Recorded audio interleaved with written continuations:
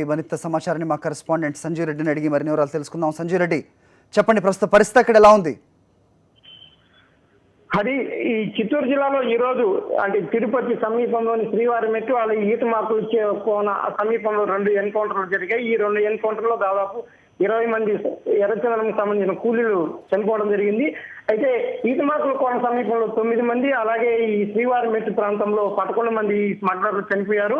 ఇప్పటి వరకు అయితే ఈ చనిపోయిన వారు కాకుండా ఈ ఫారెస్ట్ సిబ్బంది అలాగే పోలీసులు కూడా ఇటు మీడియానికన్నీ కొన్ని ఒక ప్రదేశంలోకి అంటే ఈతమాకుల కోన అనే ప్రదేశంలోకి మాత్రం ఎవరిని అలో చేయడం లేదు. ఎందుకంటే ఈ ప్రాంతంలో మరీ కొంతమంది స్మగ్లర్లు ఉన్నారు. ఆ స్మగ్లర్లపై కూడా దాడి కొనసాగుతోంది. అయితే ఈ కూంబింగ్ జరిగే టైంలో ఈ ఎర్రచందనం స్మగ్లర్లు కూడా ఈ మీడియాకు కానీ ఇతర సిబ్బంది ఎవరైనా వెళ్ళినా వారిపైన ఏదైనా దాడి చేస్తారనే ఉద్దేశంతోనే తాము అలో చేయలేదని చెప్పి కూడా మీడియాతో చెప్పడం జరుగుతోంది. అలాగే ఈ రోజు జరిగిన ఈ సంఘటనలతో తిరువన్నామలై అలాగే ఈ తిరువల్లూరు ఈ ప్రాంతాలకు సంబంధించిన ఎస్పీలు తమ ప్రాంతంలో ఉన్న వారికి ఎవరైనా వారెవరైనా ఉన్నారని కూడా సమాచారం ఈ డిఐజీ కాంతారావుని అడిగి తెలుసుకోవడం జరుగుతోంది.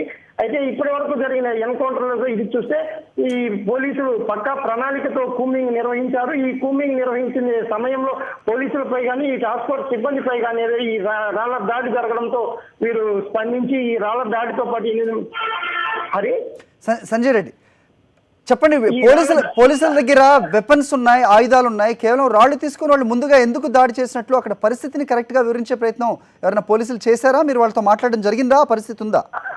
డిఐజీ కాంతారావు గారితో మాట్లాడడం జరిగింది. అయితే ఈ స్మగ్లర్లు కొంత ఎత్తు ప్రదేశంలో ఉండడం, పోలీసులు కింది ప్రదేశంలో వెళ్తూ కూంబింగ్ చేసుకుంటూ వెళ్ళడం జరుగుతోందని, అయితే 4:30 గంటల ప్రాంతంలో మొదలైన ఈ రాళ్ల దాడి తర్వాత కత్తులు తీసుకొచ్చి దగ్గరగా రావడం కూడా జరిగిందని, అయితే దాదాపు 50 మీటర్ల దూరం నుంచి కొంతమందిని అలాగే 10 మీటర్ల దూరం నుంచి కూడా కొంతమంది ఈ పోలీసులు ఈ టాస్క్ ఫోర్స్ సిబ్బంది వెనుచుకుపడడం జరిగింది రాళ్లతో కత్తులతో అని.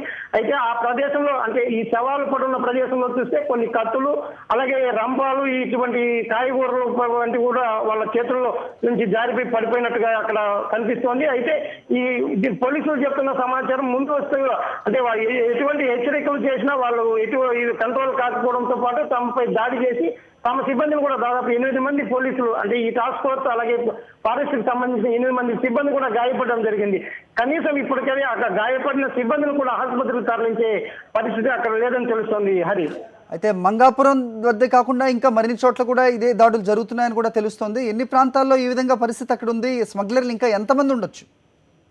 అంటే వీరు చెప్పిన ఇది చూస్తే దాదాపు వారికి డిఐజీ కాంతారావు గారికి వచ్చిన సమాచారం మేరకు దాదాపు 500 మంది కూలీలు తమిళనాడు ప్రాంతం నుంచి డంప్ అయ్యారు. తిరువన్నామలై, సేలం, కృష్ణగిరి, తిరువల్లూరు ప్రాంతాలకు సంబంధించిన వారు వీరందరూ దాదాపు 4 ప్రదేశాల నుంచి చొరబడినట్టు ఈ శేషాచలం ఫారెస్ట్ లో వాళ్లకు సీసీ కెమెరాల ద్వారా ఫుటేజ్ లభించినట్టు, ఈ ఫుటేజ్ ద్వారానే వీళ్ళు కూంబింగ్ నిర్వహించే ప్రయత్నాలు కూడా నిన్న సాయంత్రం అంటే టాస్క్ ఫోర్స్ వస్తానే మొదలు పెట్టారు. అయితే ఈ అంటే 2 రోజులుగా ఈ ఫారెస్ట్ లోకి ఇటు కూలీలు రావడం జరుగుతూనే ఉంది.